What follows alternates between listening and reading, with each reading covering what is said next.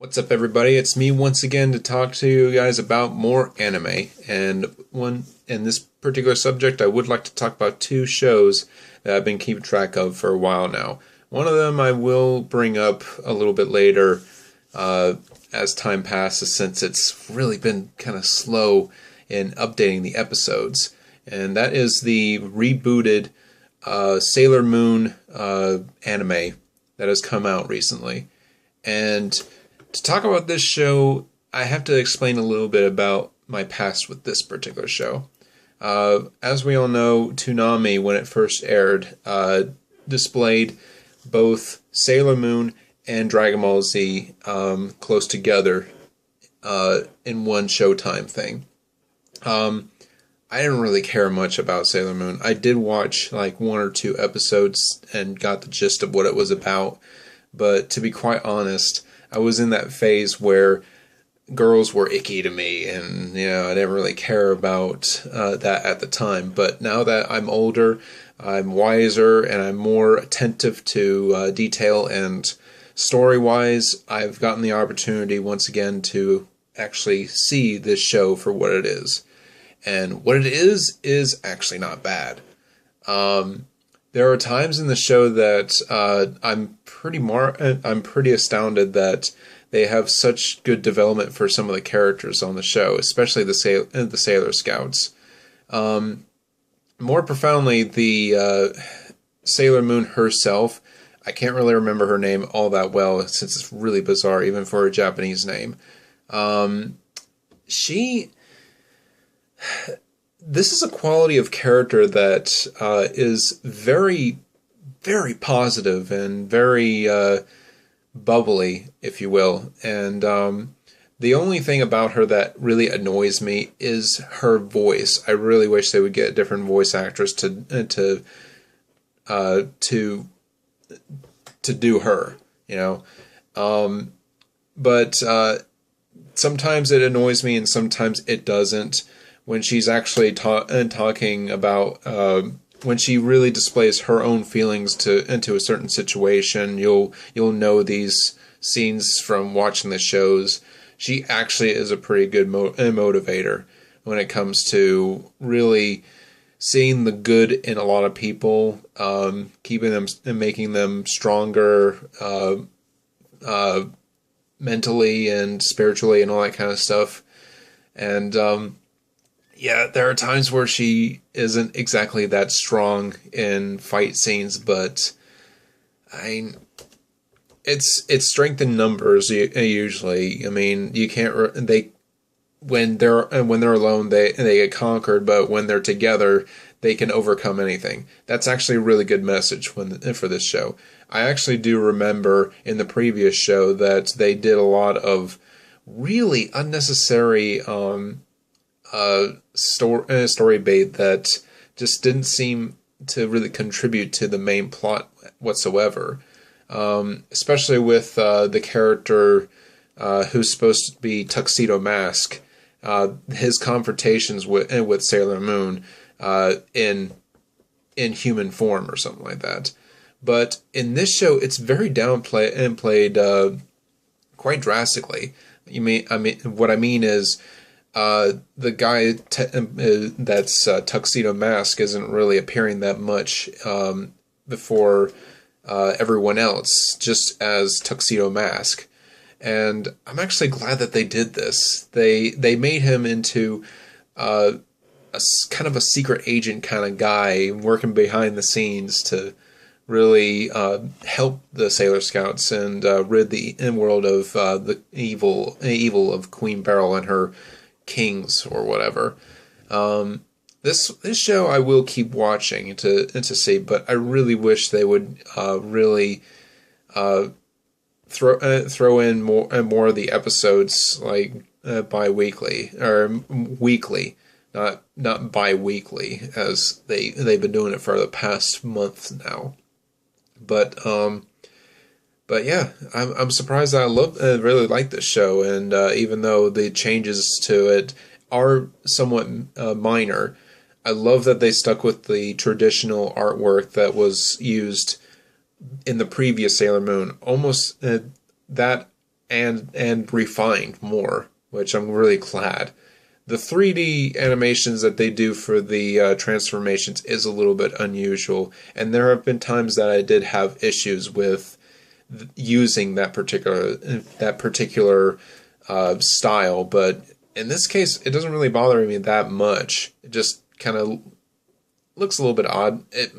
They probably use it to really make it easier on themselves since they have all sorts of other stuff to animate along with the show. So I won't hold it against them for this. Now, the other show that I do want to talk a little bit more about is the new season to Sword Art Online, and I am thankful that they really started this show with a bang. Like, I'm not like, I don't mean that as a pun, but yeah, they started this show out with a really good start. We get the introduction of the new villain, known simply as Death Gun, who is a player in the new MMO Gun World, or I might have that kind of wrong, but it's a online gaming world that revolves solely around guns. And even though this is kind of the Call of Duty dream world for this kind of thing, I mean, it's a pretty good idea. I mean, I don't like Call of Duty that much, but I know a good idea when I see it, and it looks like they're going somewhere with this. One other thing that I do like that they've done is they've really given Kirito a good solid goal to strive for on this one, especially when there's a lot at stake here. The other thing as well is some of the characters that they've introduced. I say only some because there's really not a huge roster of characters that really play a major role in this. What I mean is, it's mainly about Kirito, Death Gun, and another one called, I'm simply going to call her Sinon. It's a very odd augmented name, but, I'll go with it. And Sinon is very, very interesting to really keep track of. She is a female gamer who has gone through a very traumatic experience at a young age. I'm not going to spoil too much about it because, I mean, this is something that you guys should really check out. But in the end, it comes down to her depending on Kirito or vice versa in order to solve this mystery of who is Death Gun. And there is going to be a little bit of a shocker in this particular show. So I'm going to warn you guys in advance. There is going to be some spoilers that will be spewing out right now. So you have been warned. It turns out that Death Gun is, in fact, a member of the Laughing Coffin from the previous season of Sword Art Online, which is very shocking, especially when given the history of Laughing Coffin and the particular events that followed with Kirito along with another party trying to get rid or imprison Laughing Coffin in this instance. There is still mystery towards what Death Gun's endgame really is, but it seems very bizarre to it's a really, really scary thing to imagine with this kind of character with the capabilities he's got to be able to kill people for freaking real in this gun game with an actual freaking gun. I mean, good God. You don't get anywhere creepy than that. There were problems that I had with the previous season where I know I'm not alone on this, where after Kirito survived the Sword Art Online incident that imprisoned everybody. They went into the spin of this alternate villain that used the design of Sword Art to make another world of fairies, and he kidnapped Asura, and God, I don't even know what the fuck happened with that.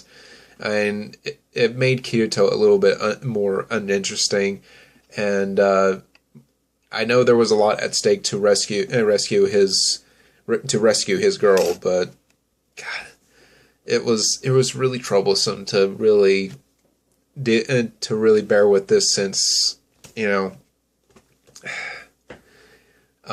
especially with certain fan service scenes of that particular season, which I won't bring up again ever. However, the fan service has returned again with the second season. I don't mind this one as much because it's slightly downplayed. As long as Shion doesn't get into sniper position with laying on her stomach. Not kidding, this happens frequently when she is in combat. And it's somewhat bothering, but at the same time they're being clever about it. I don't mind it this much, but you know, you guys at Sunrise are really treading on thin ice here with the whole fan service thing to, you know, bait the audiences with this kind of stuff. So what can I say? As far as the plot and the overall theme of the show, I love it. I love it to death. I love Reiki's work with both Sword Art Online's novels and Excel Worlds as too, which I still cannot wait for it to come out with second season. Seriously, you guys need to work on this one when it comes out. Even though I do know, I'm pretty sure I know what they're going with and what angle they're going with on this particular subject. They're trying to add more to Sword Art to fill in some gaps with Excel World, which is pretty damn clever, if I must say so myself. But I can't wait for more to be revealed on Sword Art Online second season, as well as Sailor Moon reboot. I will say this much for reboot animes. There are times where I really love the work that they put into to redo shows. Some, like Dragon Ball Z Kai, not as much, since there's just small stuff that they're adding in or redoing the voices, which I don't get. And others like Full Metal Alchemist Brotherhood, which they did with the correct storyline, I loved. That was a great thing that they did, and I cannot thank the guys at Funimation for doing that. Thank you guys so much. I really can't wait for other reboots to be done, like Soul Eater. I really want that to be redone. We all know that ending was bullshit, but you know, I really wish for them to do another Soul Eater or whatnot, and I'm glad for the reboot for Hunter vs. Hunter as well. So I'll stop babbling for now, and I'll leave it at that. So I'll see you guys on the next Anime Dude show.